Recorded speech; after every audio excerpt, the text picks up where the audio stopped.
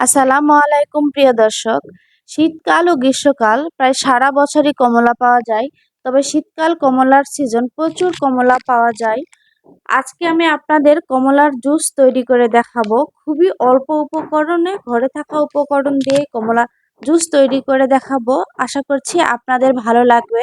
ভালো লাগলে অবশ্যই ভিডিওটিতে লাইক, কমেন্ট ও শেয়ার করবেন এবং আমার ইউটিউব চ্যানেলটি সাবস্ক্রাইব করে নিয়মিত আমার চ্যানেলের পাশে থাকবেন। তো কমলা জুস তৈরি করার জন্য আমি এখানে 4টা কমলা নিয়েছি। এগুলাকে খুব ভালো করে খোসা ছাড়িয়ে নিব, আর যতটুকু সম্ভব যতটুকু পারবো আঁশগুলো ছাড়িয়ে নিব। আর উপকরণ কি কি ব্যবহার করেছি আমি স্ক্রিনে দিয়ে দিয়েছি, আপনারা দেখে নেবেন। আর কমলার বিচিটা অবশ্যই ছাড়াতে হবে। বিচি রাখলে কমলার জুস তৈরি করলে জুসটা খেতে তিতা লাগবে। বাচ্চারা সাধারণত কমলা পছন্দ করে, কিন্তু কমলার জুসটা তৈরি করে দিলে বাচ্চারা খুব বেশি পছন্দ করবে, কারণ বাচ্চারা জুস বেশি পছন্দ করে। তো আমার সবগুলো কমলার খোসা ছাড়ানো হয়ে গিয়েছে। আর আমি এখানে একটা ব্লেন্ডার জাগ নিয়েছি, এর মধ্যে কমলাগুলো দিয়ে দিচ্ছি। আর এর সাথে আমি দিয়ে দিচ্ছি 3 টেবিল চামচ পরিমাণ চিনি। আর তার সাথে আমি দিয়ে দিচ্ছি বিট লবণ হাফ চামচের মতো। আর দিয়ে দিলাম একদম ঠান্ডা পানি 2 কাপ। 4টা কমলা আর 2 কাপ পানি দিয়ে আমার 3 থেকে 4 গ্লাস জুস তৈরি হবে।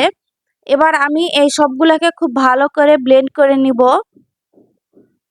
কমলার জুসটা খুবই মজা লাগে।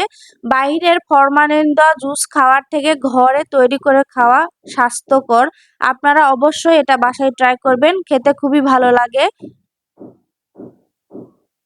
কমলাটা খুব ভালো করে যখন ব্লেন্ড করা হয়ে যাবে, এ পর্যায়ে আমি এখানে একটি ছাঁকনি নিয়ে নিচ্ছি।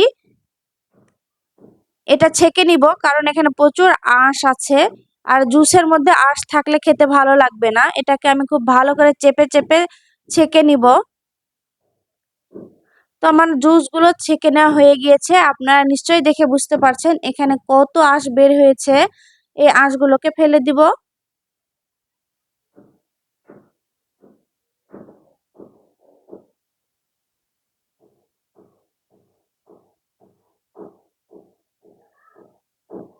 আর এখানে আমি 3টা গ্লাস নিয়েছি। গ্লাসের মধ্যে প্রথমে আইস দিয়ে দিচ্ছি। যেহেতু জুস, আর জুস অবশ্যই ঠান্ডা খেতেই ভালো লাগে। প্রায় 1.5 টেবিল চামচ পরিমাণ করে আইস দিয়ে দিচ্ছি আমি। আপনারা যদি আইস বার ব্যবহার করেন তাহলে 2টা করে বা 3টা করে বার ব্যবহার করলেই হয়ে যাবে। আর এর সাথে আমি জুসগুলো ঢেলে দিচ্ছি। দেখুন এটা কতটা লোভনীয় হয়েছে, আর খেতেও অসাধারণ। আশা করছি আমার এই রেসিপি আপনাদের অনেক অনেক ভালো লাগবে। আপনারা তৈরি করে দিবেন, বাচ্চারা অনেক মজা করে খাবে। তো আজকের মতো বিদায় নিচ্ছি। আল্লাহ হাফেজ।